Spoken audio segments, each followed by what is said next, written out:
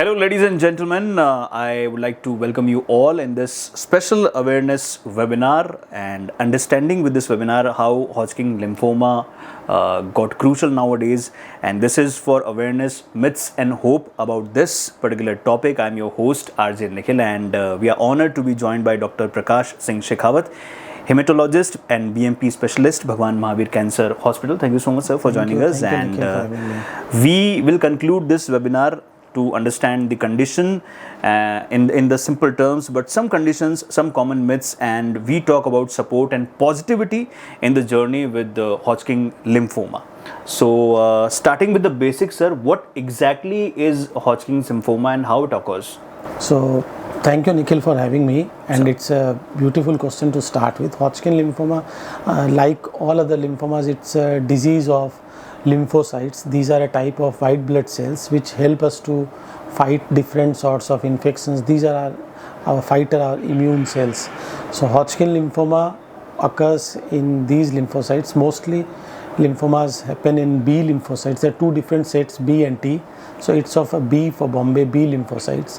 And Hodgkin lymphoma can present as a swelling in different body parts, especially in our neck. This is a type of cancer which occurs as painless swelling in some part of our body. So how it is different from other type of cancer? So Hodgkin lymphoma is different from other type of cancer in a sense that, to begin with, it's a slow growing cancer. It is a indolent, then later on it can become a very aggressive cancer, and it has a very good chance of getting cured. Unlike some of the cancers which are controllable, Hodgkin lymphoma on the other hand has a very good cure rate. So if you can tackle this disease early on, you have a wonderful chance of getting cured. So how it is common in India nowadays, because we have heard so many cases about it, and who tends to get it? So I won't say it's very common, and on the other hand it's not very rare also. Amongst all the lymphoma, Hodgkin lymphoma is in 10 to 12% of all the lymphomas. So it's not very common, not very rare, and it can happen in all the age groups. Mostly three different peaks we see. One is early childhood, second is in the 15 to 35 year, and then in adults, unlike 60s, so those older people. So especially two peaks, 15 to 30 and close to 60, and sometime also in less than 10 years there is a small peak. It can happen in both male and female. Male are slightly more prone to have Hodgkin lymphoma, although no clear-cut association with any type of gender. Any kind of lymph associated with this Hodgkin lymphoma? Yes, because it is in lymphatics. Lymphatics means like we have blood vessels or arteries and veins. Similar, there is a parallel drainage system also which carries the lymphs. It's parallel to blood, so we call it, it's a white liquid, and the lymphocytes, they contain a rich amount of, they are found in these lymphatic systems, are also in lymph nodes. So this Hodgkin lymphoma is a disease of lymphatic system. So sir, once someone sees a doctor with these symptoms, how is Hodgkin lymphoma diagnosed? So if someone has a symptom of a particular swelling, suppose in their neck or in their armpit or groin, and when they visit a doctor, so first of all the doctor does some physical examination to see the consistency of the swelling, whether the glands are painful or painless, and whether they are separate or matted closely knit. And then we do some basic blood tests to screen for common systems and ESR, LDH, CBC, then the difference in DLC count, and after that, like all other cancer diagnosis, Hodgkin lymphoma also relies heavily on biopsy. So the doctor need to take a sample from easily approachable site. So if you have a peripheral node anywhere in your gland or axilla, so we prefer that lymph node, and it should be excised and it should be seen by an expert pathologist. After that, we can get a diagnosis of Hodgkin lymphoma or any other malignancy, any other cancer also.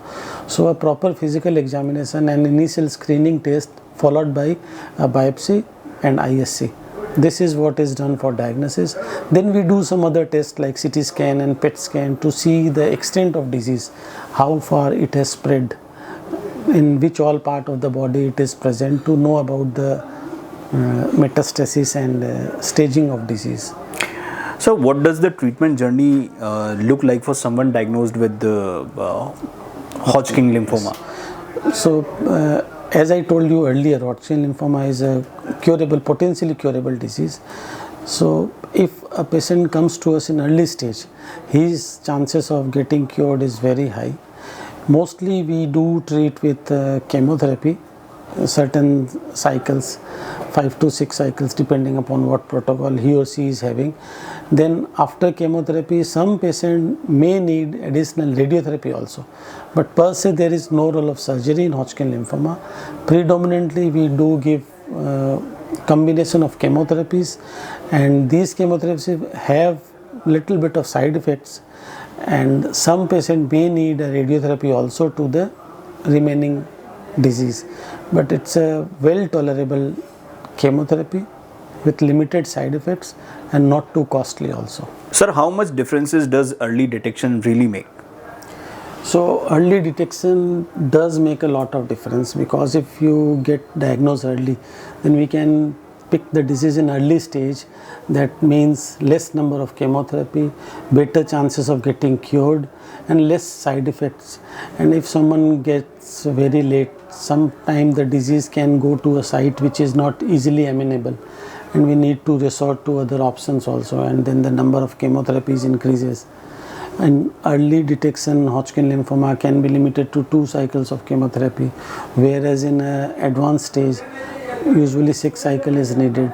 So the duration of chemotherapy increases, the cost increases, and the chances of getting cured also goes a bit down. Okay. So early diagnosis and early referral is very important. That is helpful also. Yes, that is helpful for the family also. Alright, so let's take a moment to clear up some common myths around Hodgkin lymphoma. What are those and how we can, buffet it? So first, unlike all other cancers, I would like to take your platform to aware our audience that a biopsy doesn't lead to spread of cancers. It's a very common myth that once you get a biopsy done, the cancer can spread to different parts. No, a biopsy is very much essential. It is needed and should be done as early as possible whenever your doctor advised. Hodgkin lymphoma, unlike many other cancers, it's very curable, very good cancer in a sense, and the long-term survival is also very good. People can return to their normal profile, normal job, school, sports, etc. So sir, how can patients and their families cope emotionally with the Hodgkin lymphoma diagnosis? So a cancer diagnosis still across the globe is taken with a lot of sentiment and negative points, but now with very good advancement in science and diagnosis and better chemotherapies, even immunotherapies, most of the cancers are now in a better shape, are getting cured.